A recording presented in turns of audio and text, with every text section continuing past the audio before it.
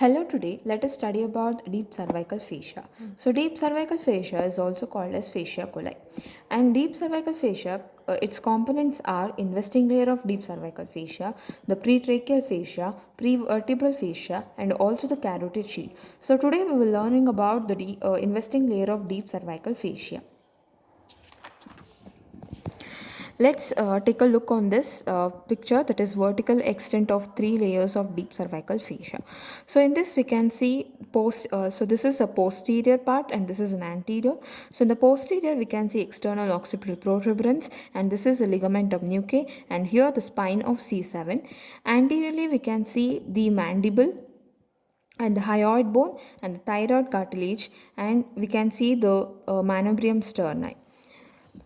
And let us take a look at this. There is a transverse section of the through the neck at the sixth cervical vertebra. So this part is the one which covers the whole circle, is the investing layer, and here we can see the pretracheal layer, and this is a prevertebral layer, and this will be the carotid sheath. Now, and also the investing layer encloses the two muscles, that is sternocleidoid muscles anteriorly, and the posteriorly will see the trapezius muscles. The investing layer, let us go. Now let us study the investing fascia thoroughly.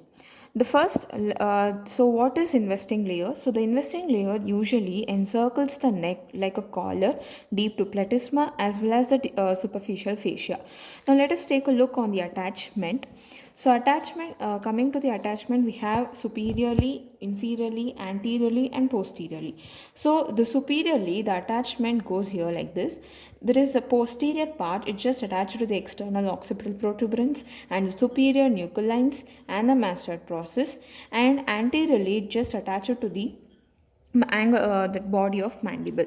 Now this is superiorly, and now let us take a look on inferiorly. Inferiorly it just attached to the that is posterior part, it's attached to the spine of the scapula, acromion process and the upper border of the clavicle and jugular notch. Now anteriorly, it just anteriorly usually in the midline, it just joins the counterpart of the other side, and also it just attaches to the symphysis menti, hyoid bone, and also to the manubrium sterni. And posteriorly, it just attaches to the ligamentum nuchae and the spine of C7. Now let us take a look on tracing of investing layer. So usually we'll see the vertical tracing as well as the horizontal tracing.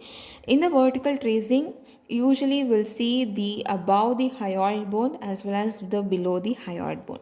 And the above the hyoid bone, we'll see the hyoid bone. So this will be the investing layer. So this investing layer splits into the two layers, that is superficial as well as a deep layer. So this superficial and encloses the submandibular gland.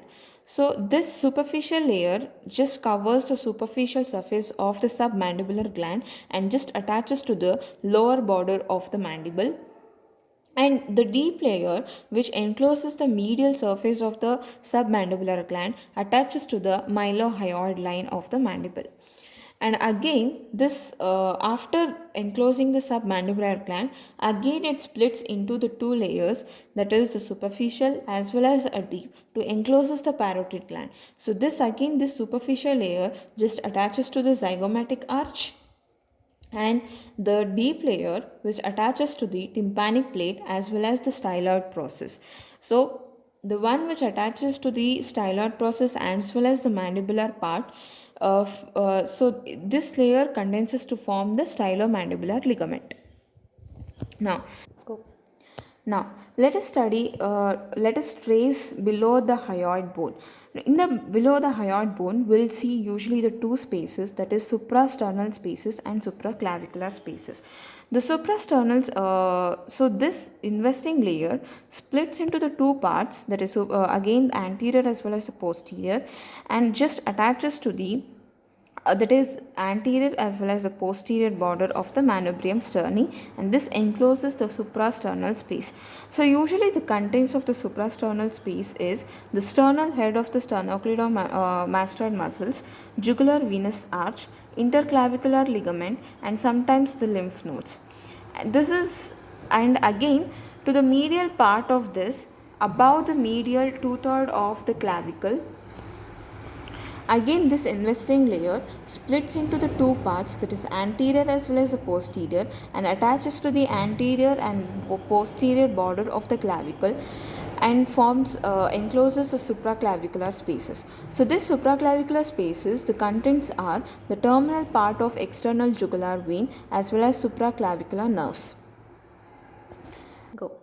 Now let us study about the horizontal tracing of the investing layer of deep cervical fascia. From the ligamentum nuchae, it encloses posteriorly, it just encloses the trapezius muscle and continues, and also anteriorly it encloses the sternocleidoid mastoid. And this section is at the level of 6th cervical vertebra.